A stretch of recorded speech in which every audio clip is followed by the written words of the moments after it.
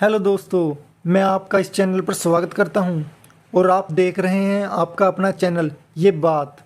आज मैं आपके लिए एक बहुत बड़ी खबर लेके आया हूं। जैसा कि आप सबको पता है कि दुनिया के सबसे अमीर शख्स एलन मस्क ने ट्विटर डील को लेकर एक बड़ा ऐलान किया।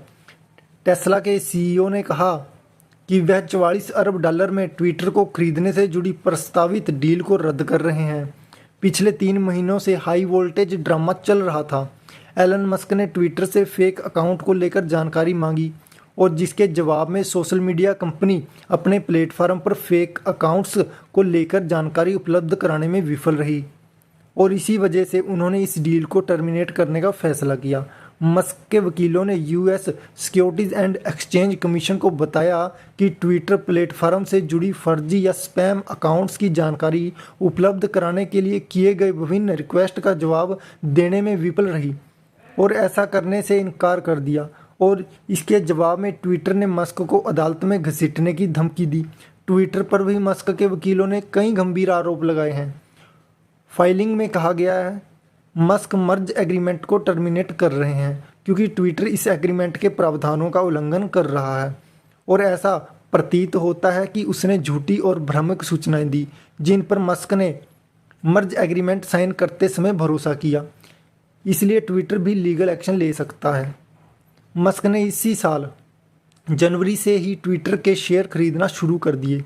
14 मार्च को उन्होंने अपनी कंपनी में 9.2% हिस्सेदारी की घोषणा की। इसके बाद 5 अप्रैल को ट्विटर ने भारतीय मूल के सीईओ पराग अग्रवाल ने घोषणा की कि मस्क ट्विटर के बोर्ड में शामिल होंगे। लेकिन 10 अप्रैल को अग्रवाल ने कहा कि मस्क ने बोर्ड में शामिल नहीं होने का फैसला किया है।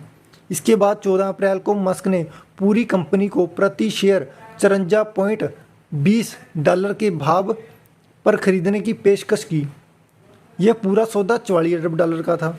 ट्विटर के चेयरमैन ब्रेट टेलर ने ट्वीट कर कहा कि कंपनी का बोर्ड मर्ज एग्रीमेंट पर अमल के लिए लीगल एक्शन लेने पर विचार कर रहा है और उन्होंने लिखा, ट्विटर बोर्ड मस्क के साथ सहमति वाली कीमत और शर्तों के साथ डील को पूरा करने के लिए प्रतिबद्ध है और मर्ज एग्रीमेंट को लागू करने के लिए लीगल एक्शन लेने पर विचार कर रहा है। हमें पूरा विश्वास है कि कोर्ट में हमारी जीत होगी। पर दोस्तों, सोचने वाली बात यह है, क्यों एलन मस्क ने इस डील से पीछा छुड़ाया? जानकारों के मुताबिक मस्क ने मुख्य रूप से 2 कारणों से अपना मन बदला। पहली वजह यह थी कि टेक शेयरों में हाल ही में काफ़ी गिरावट आई है। इसमें ट्विटर भी शामिल है और साथ ही टेस्ला के शेयर भी औंधे मुंह गिरे हैं। लेकिन अगर ट्विटर इस केस को जीत जाता है तो मस्क को $1 अरब चुकाने होंगे।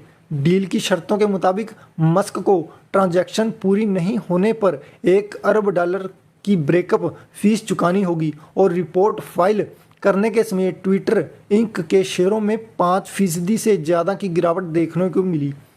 मस्क एक चालाक बिजनेसमैन है। उन्होंने यह एहसास हो गया कि ट्विटर को खरीदने से उन्हें फ़ायदा कम और नुकसान ज़्यादा होगा। यही वजह है कि उन्होंने फर्जी अकाउंट का बहाना बनाकर इसे पिंड छुड़ा लिया। जाहिर है कि यह मामला अभी कुछ दिन और चलेगा। और दोस्तों, आप सबका क्या मानना है इस ट्विटर डील को लेकर? कमेंट्स में ज़रूर बताना और इस चैनल को लाइक, शेयर और सब्सक्राइब करना मत भूलना।